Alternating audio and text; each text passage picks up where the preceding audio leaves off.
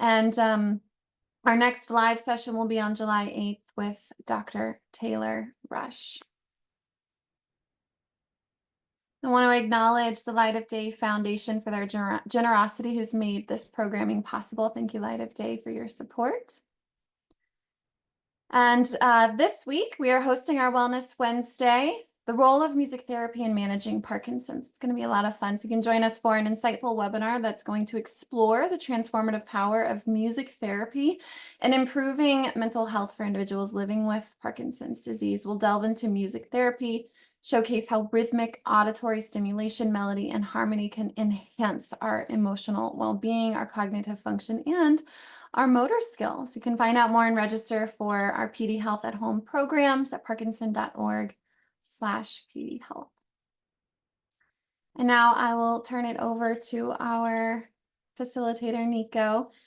Nico, it's always just such an honor to share this space with you. Thank you for guiding us today. Yeah, I'm very happy to be here. Nice to see you all.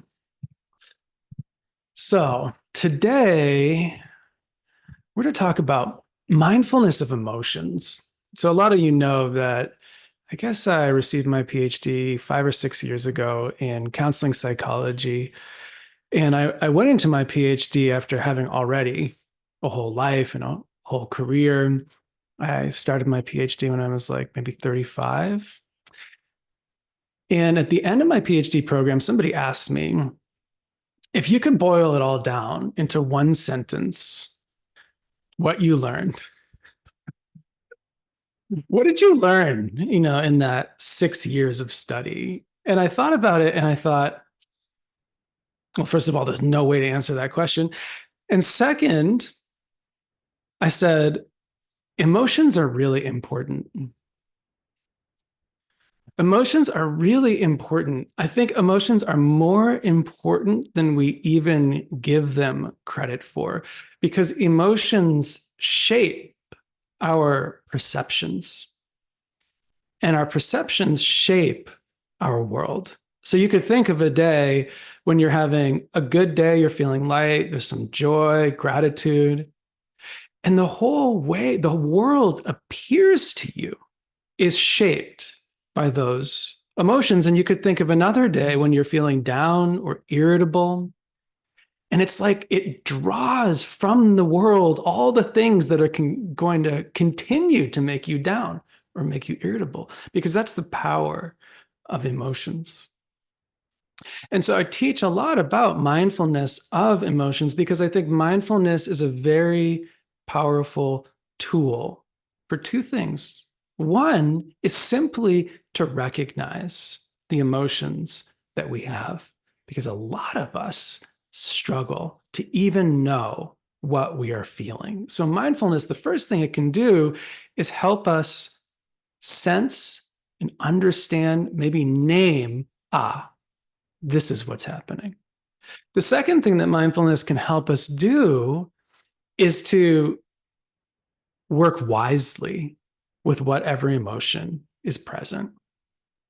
And there's an acronym that I like a lot that's also a meditation that I'm going to guide you in. It's called RAIN. So RAIN, the acronym RAIN, so RAIN, is a way of working with emotions. The R stands for recognize. And that's that first step of actually naming whatever emotion I might be feeling. So if I'm feeling irritable, I'm just to turn the light of awareness back to myself and say, oh, this is irritability, or this is frustration, or this is impatience.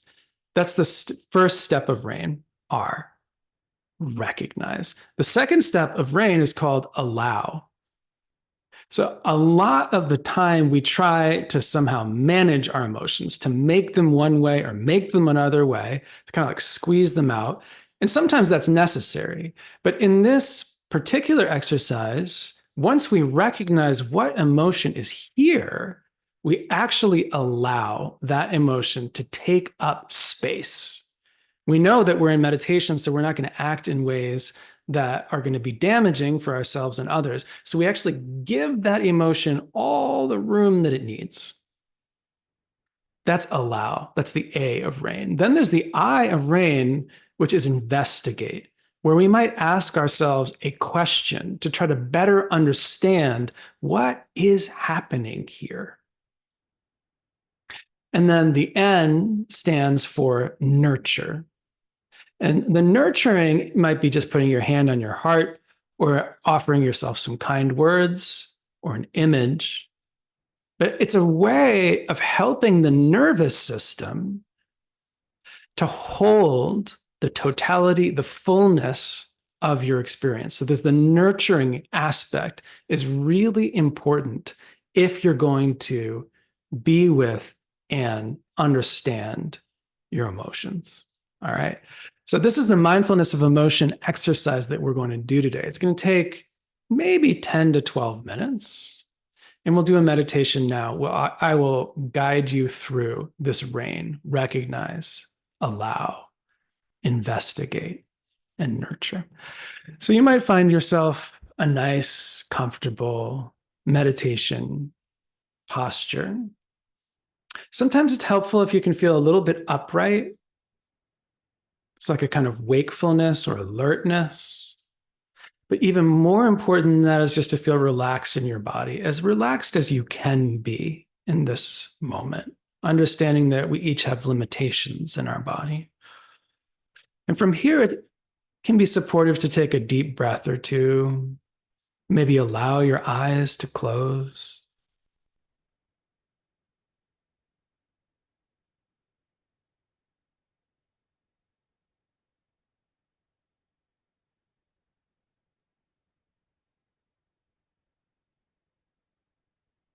And once you've taken those deeper breaths, you could just allow your breath to find a natural rhythm and bring a warm awareness, a curiosity to your heart. Just sensing what's here. What's here in the heart right now?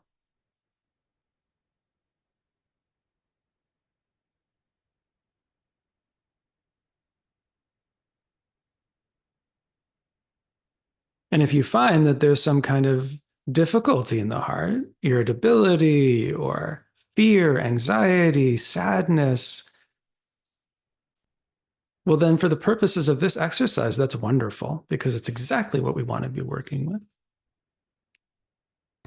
And if you don't find anything like that, you might call up a situation that is mildly difficult. So, not working with the most difficult stuff right now, but something that's mildly a downer. And see if you can create a little bit of a slight difficult emotion.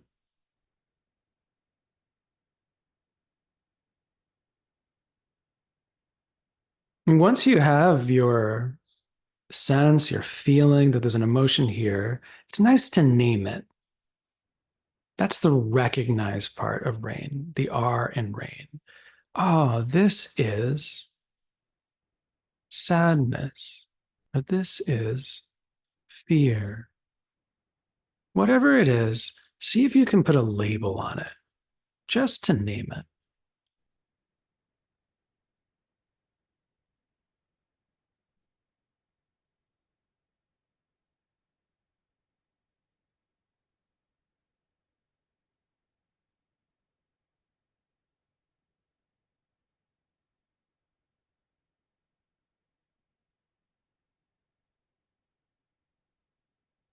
And now, once you've named that emotion, you have a sense of what is here for you in this moment. We can just allow. This is a great gift to the heart when we don't force the heart to be anything in particular. It doesn't need to be more friendly, it doesn't need to be more calm. The heart can just be whatever it is. Letting the emotion take up as much space as it needs. And we'll spend about a minute in silence, just allowing, just letting the emotion have all the room.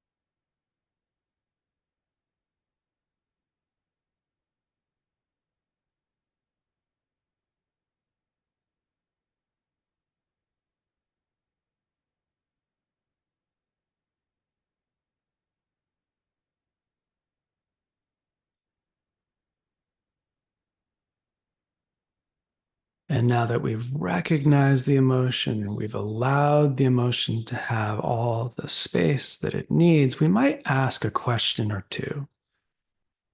Investigate. We might ask a question like, what's the most painful thing that I'm believing right now?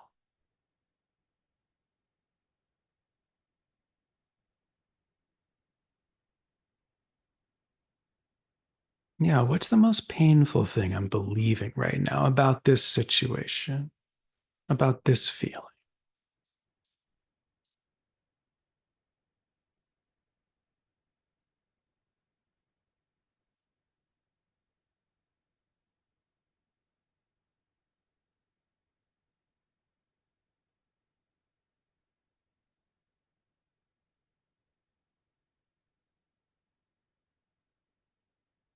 The second question,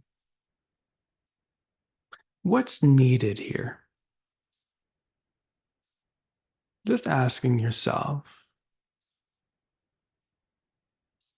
what's really needed? What does this situation need? What does this feeling need? What's needed here?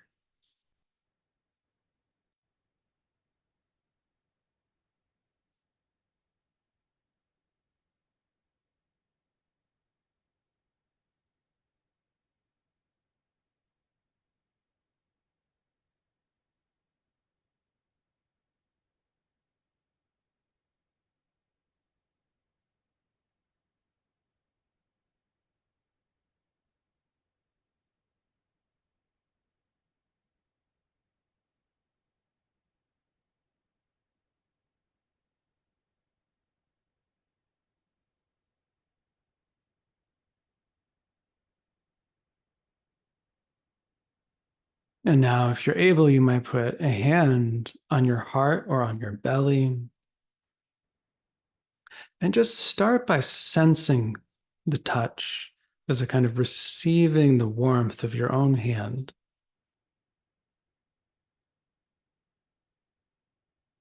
And this is a kind of nurturing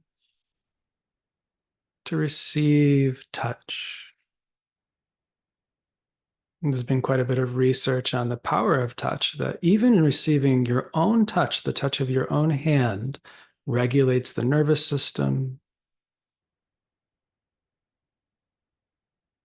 calms the breath, lowers the blood pressure.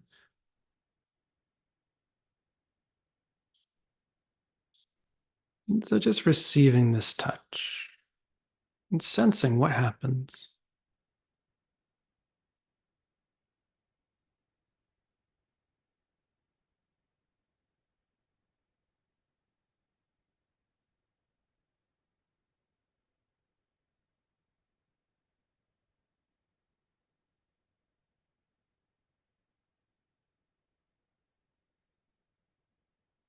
And then we can nurture through words. You might offer yourself silently some words of support. Like, "Well, it's going to be okay."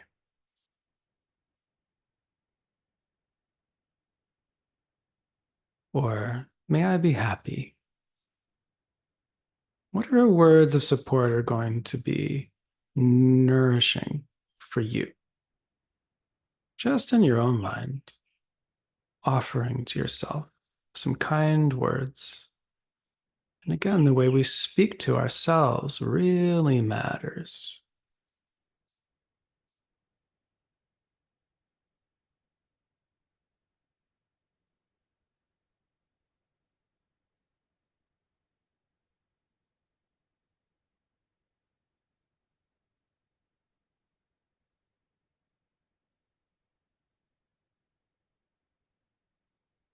Yes, and the final step, if you'd like, you could let your hand come back down to your lap or your knee, let go of any words, and just rest. Just rest the mind.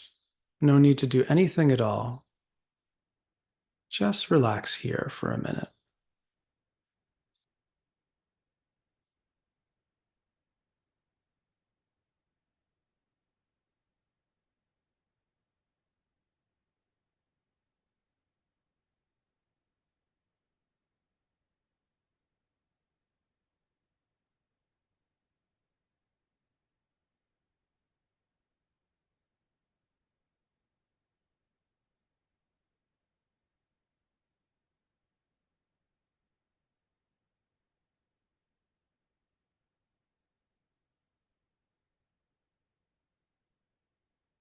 Good. And you could take a few deep breaths.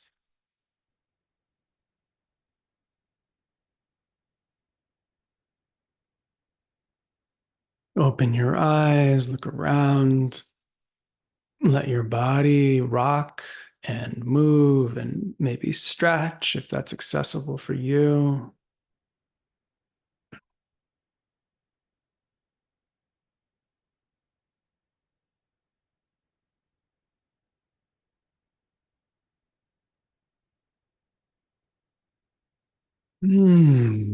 Good, good. Okay. So we'll just use the chat here, and I've got a couple questions for you. And the first one just is, how was that? The good, the bad, the ugly, the honest. How did that go?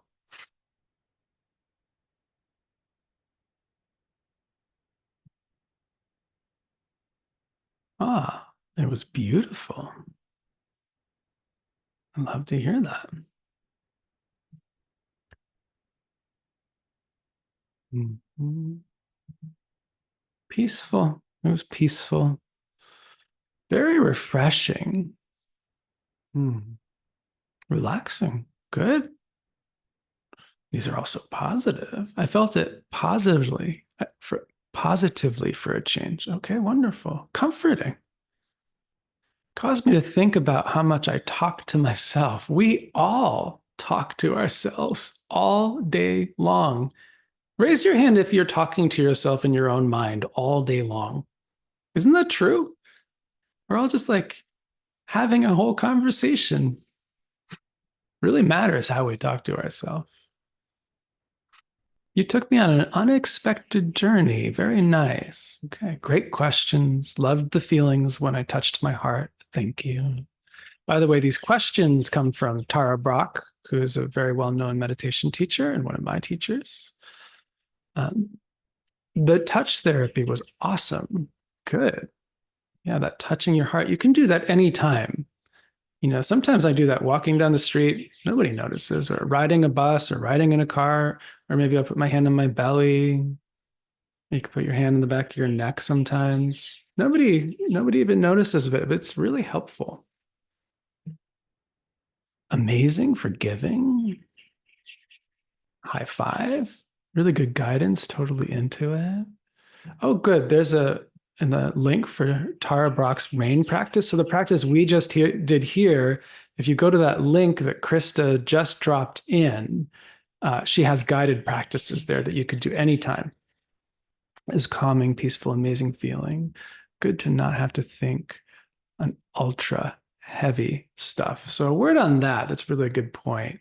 Is that a lot of the times when I teach meditation, we work with emotions, people, or that we work with sending kindness or anything. People want to start with the hardest stuff. And I always say that's a little like going to the gym and deciding that the first day you walk into the gym, you're going to bench press 100 pounds. Like that is not what you want to do your first day in the gym. You might never want to bench press 100 pounds, right? So the first day in the gym, you grab the 5 pound weights. And that's going to be really good for your body. If you grab the 5 pound weights and you have some guidance from a good instructor, that's going to be the best. That's actually going to make you stronger. And it's really the same when we're working with our hearts. It's like we start with the kind of easier stuff. We're still lifting the weights, right? We're doing the work. We're starting with kind of the easier stuff because that's what's going to build up our resilience and our understanding. And then after a while, we might go very slowly into a little bit more difficult material and a little bit more difficult material. And we know it's time to back off if we ever start to feel overwhelmed. So that's the key. If you're working with your emotions and you start to feel overwhelmed, like, this is too much, that's the moment where you open your eyes. Maybe you look around. You might even stop the meditation and come back another time. So it's very, very important to only do what feels balanced for you when you're working with your emotions. So little bits at a time, easier stuff. And then you can start to very slightly push it a little tiny bit, tiny bit. Training wheels, exactly. I felt like I had a way to deal with an emotional reaction. Moving through the steps really worked. Something I can use on the tough days. My first time, I didn't realize how much my mind was racing. That's another experience we often have in meditation. We come to meditation, we think, I'm going to be so calm.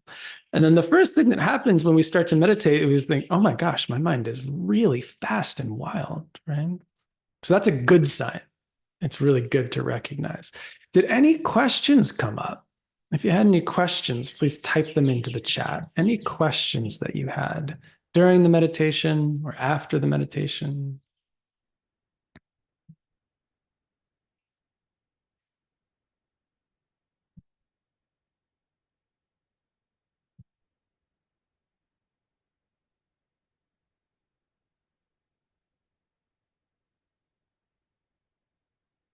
Balance, good sign. Word for today for me. Yeah. Balance is a good word. Whenever we're doing meditation, it's really helpful to stay in balance. How to deal with feeling unfocused? That's a great question. So, a lot of us, we come to meditation and we might feel unfocused. And there's different kinds of unfocused, right? Lots and lots of different kinds. But I'm going to break it down just to two basic kinds of unfocused. One kind of unfocused is kind of speedy, right? The unfocused where there's lots of thoughts and restlessness, and it's kind of hard to sit still. That's one kind of unfocused that we usually call restlessness or speed. Second kind of unfocused that can happen is a dullness. There's this kind of like sleepiness, dullness, cloudiness, sluggishness. It's hard to stay focused because the mind is a little bit sluggish. So the answer is the same, really, for both of these possibilities. And the answer is just to notice. The power of awareness is that if you notice these things, then over time, they begin to resolve, right? So if there's a lot of racing in the mind and you notice it in this moment, it may not change the racing mind in this particular moment. But if you notice the racing mind again and again and again, 5 minutes at a time, 10 minutes at a time, day in, day out, the mind starts to calm a little bit through being noticed. The same is true of dullness. You don't need to get rid of dullness. You don't have to make it go away. But there's something about noticing the dullness. It's like bringing a flashlight into it. Over time, as you notice dullness, it starts to brighten up a little bit and balance out. So the answer is just to know what is happening. You don't have to fix it. You don't have to make it better. You just recognize it. So we don't have much time here, but how often and how long do you do every week? Good question. This is really based on your preferences, but what I recommend is short times daily.